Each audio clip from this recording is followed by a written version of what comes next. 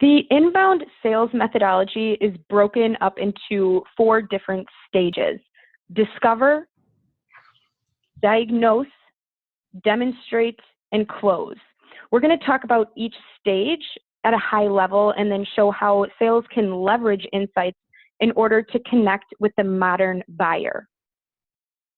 The easiest way to identify who your prospects are is to set up workflows that will alert sales when a stranger has visited your website, filled out a form, or opened an email. This doesn't completely replace your current sales strategy. For example, if I'm not suggesting that you shouldn't research and create a target accounts list. You should be proactive, but in inbound sales strategy, content should be used as conversion points. And you should leverage, it should be leveraged to increase your connect rate with those targeted accounts. That way, the first time sales is involved is when you already have a qualified lead or a prospect.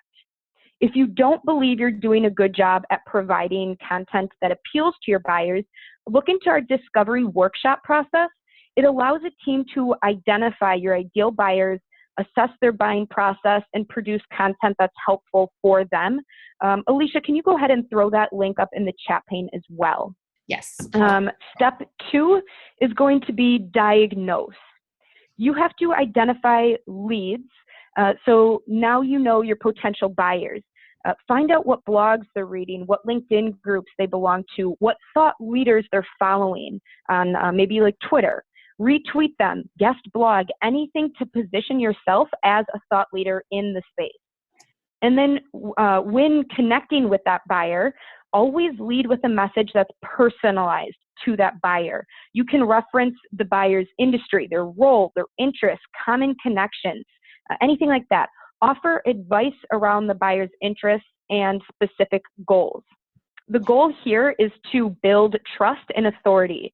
You can really start to confirm that leads are qualified to be an opportunity in this stage of the sales methodology. Do your research too. So on social media, check out those channels. Some of the things to consider when you're researching is what's their role in the company? How long have they been in the company? Who's their boss? You know, do they know anyone? Do you know anyone else at that company? What are their interests? Think about those points when you're researching, so you can use that rather than just, you know, a very bland email. Try to connect with them on a personal level. So let's dive deeper into a few tactics you can use to leverage this phase. Yes, so the first one we're going to cover is Twitter. Many salespeople discount Twitter, but we at Trending Up see it as an excellent person, market, and industry research tool. Unlike LinkedIn, which is heavily business-focused, Twitter can give you insights into their personal interests, their hobbies, and what burning questions and issues they might be dealing with.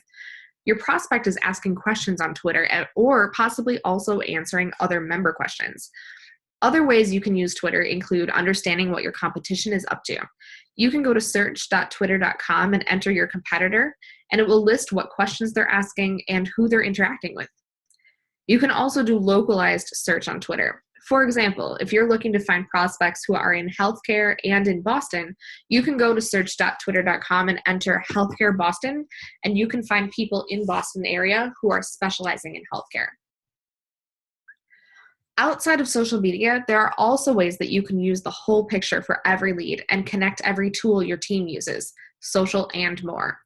Tools like this pull in social intelligence, but also answer questions such as, what web pages of mine have they seen? What content of mine have they downloaded?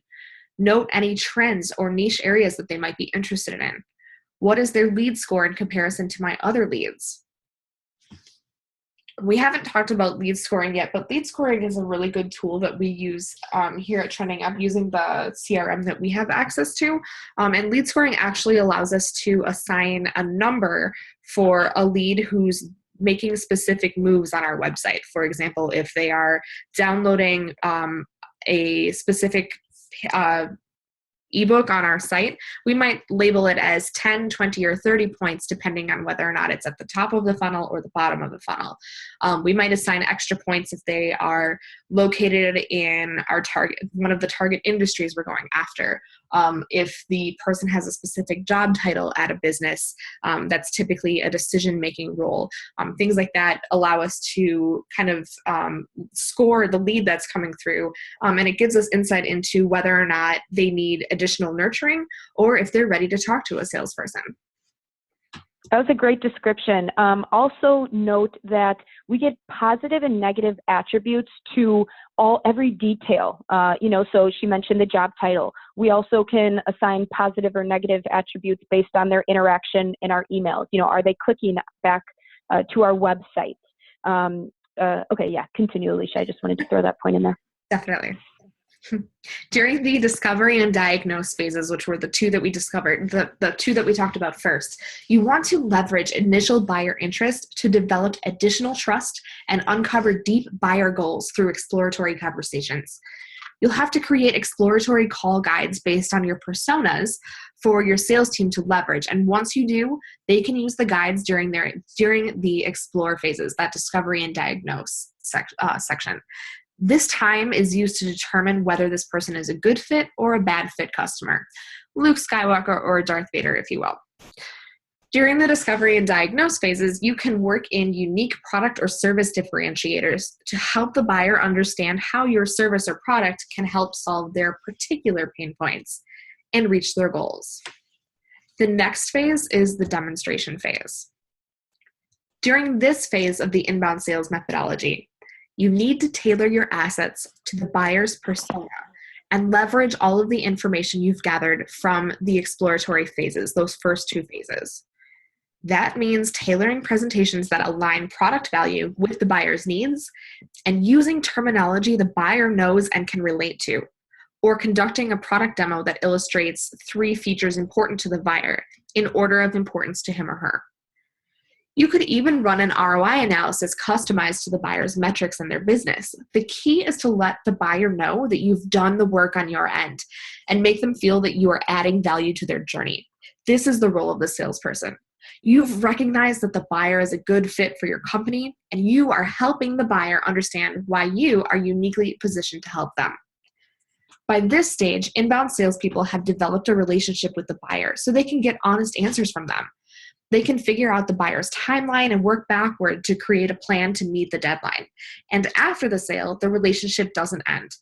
The inbound salesperson transfers all of his or her knowledge to the post-sales team, checks in with the buyer every now and again to help ensure the continued success of the relationship.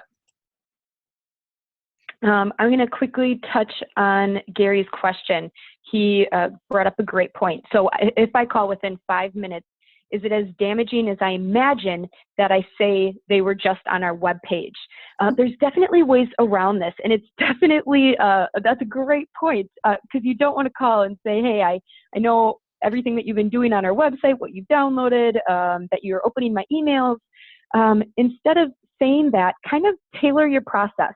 So you don't have to, you can use this information to understand where they were on your website. So it tailors your call to them.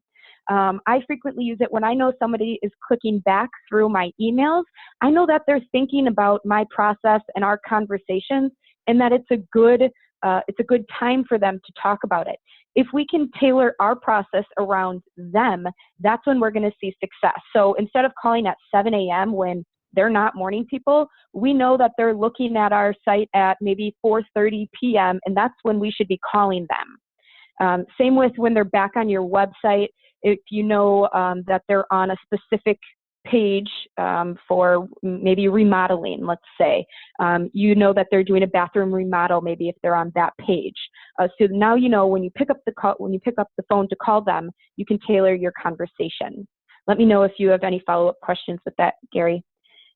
This slide that we're on is comparing the legacy salespeople to the inbound salespeople.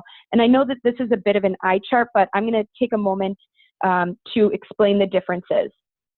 So in the discovery, we are breaking down the legacy salespeople are typically unaware of which buyers are active in a buyer's journey, whereas an inbound salespeople prioritize buyers that are active in the buying journey and research them accordingly.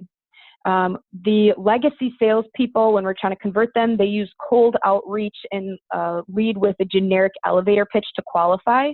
But the inbound salespeople convert them by building trust, by participating in buyers' online conversations. They lead with personalized messaging and advice based on a buyer's interests. Working down to the closing section, legacy salespeople transition into presentation mode when a buyer expresses interest, whereas for inbound salespeople, they transition into exploratory mode, right? When a buyer expresses interest, they're trying to learn more directly from the buyer and about their true pain points. The legacy salespeople, when we're getting into more of the delighting stage, they deliver the same presentation every time. They offer discounts, and they try to get buyers to purchase on the seller's timeline. Whereas inbound salespeople, they personalize the presentations to each buyer and adjust the sales process to the buyer's timeline and needs. And we'll follow up with a PDF of this particular chart after the presentation as well. So you'll have a little bit more time to digest what's here. Yeah, absolutely. Thanks, Alicia. So the sales process is no longer about interrupting, pitching, and closing. It's about leveraging the inbound sales methodology and listening, diagnosing, and prescribing. The inbound sales methodology is a path for sales team to follow to figure out who their buyers are, what the buyer is searching for, and is there a way to help identify how they can add value to the buyer's journey.